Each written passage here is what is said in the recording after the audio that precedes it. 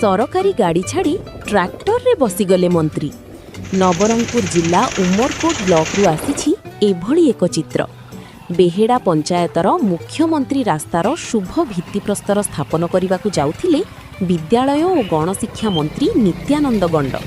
हेले लिमागुड़ा ठारू सिउनागुड़ा पर्यंत प्राय 2 किलोमीटर रास्ता एभली कादुओ और शोचनीय होई पड़िथिला जेउठिकी साधारण गाड़ी जीवा असंभव थिला। शेषरे विकासर वार्ता ने मंत्री, सरकारी कर्मचारी और दलीय कर्मी माने एक ट्रैक्टर साहाय्य रे सिउनागुड़ा ग्राम रे पहुंचीथिले एवं रास्ता कार्यर शिलान्यास करिथिले। दीर्घ दिनर समस्या को मंत्री निजे अनुभव करी रास्तार शुभारंभ करिथिबारु स्थानीय ग्रामवासी मध्यरे खुशीर लहरी खेली जाइछि। ब्यूरो रिपोर्ट, खबर फटाफट ओडिया।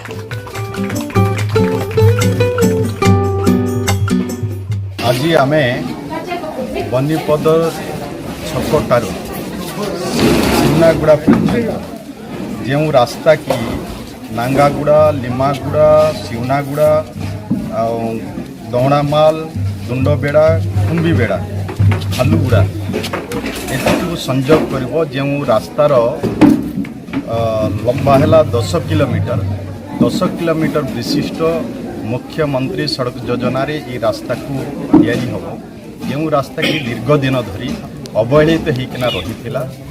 समस्त ग्रामवासी ये दाबी था ये रास्ता केबे हब केमिति हब।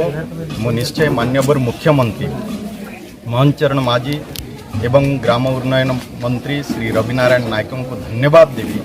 आमे ये रास्तार प्रस्ताव देइथिलु आउ ये रास्ता वर्तमान 10 किलोमीटर रास्ता सैंक्शन होती जहाँकि ये रास्ता 6,42 लाख टंका रो अटकल मूल्य अच्छी। ये रास्ता हेबा द्वारा ये अंचलवासी उपकृत हेबे, सहजरे जीवा आसवा करें। जो रास्ता की एते कदर्य थिला कि ये रास्तार शिलान्यास देवाको आसवाक भी आम मान को ट्रैक्टर रे आसवाक पड़ी।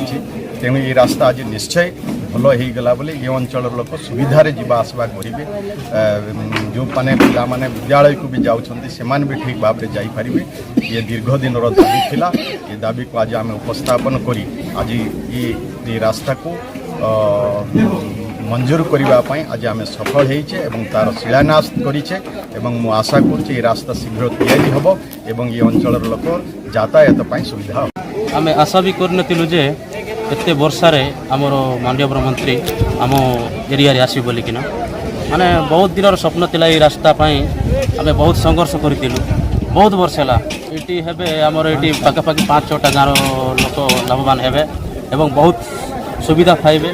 कहीं आगे आम बहुत कष्ट होती जे मेडिकल हो कि कौन यातायात सब माने असुविधार सामना होगा पड़ूला। किंतु आमर जहाँ माननीय आमर गणशिक्षा मंत्री आमर गुहारी शुणिले बुझिकी एत वर्षारे से निजे कष्ट कर ट्रैक्टर रे आसिले सीटा भी गोटे आम मंत्री होगी गोटे ट्रैक्टर आसिले यहाँ बहुत बड़ कथा आम आ बहुत खुशी कथा। आमर ये 5 जो सिउनागुड़ा, दौड़ामाल, डुडुबेड़ा, बालुगुड़ा, नागागुड़ा ये ग्रामर आमर समस्ते आमर गणशिक्षा मंत्री को बहुत अभिनंदन एवं शुभेच्छा जनाऊँ।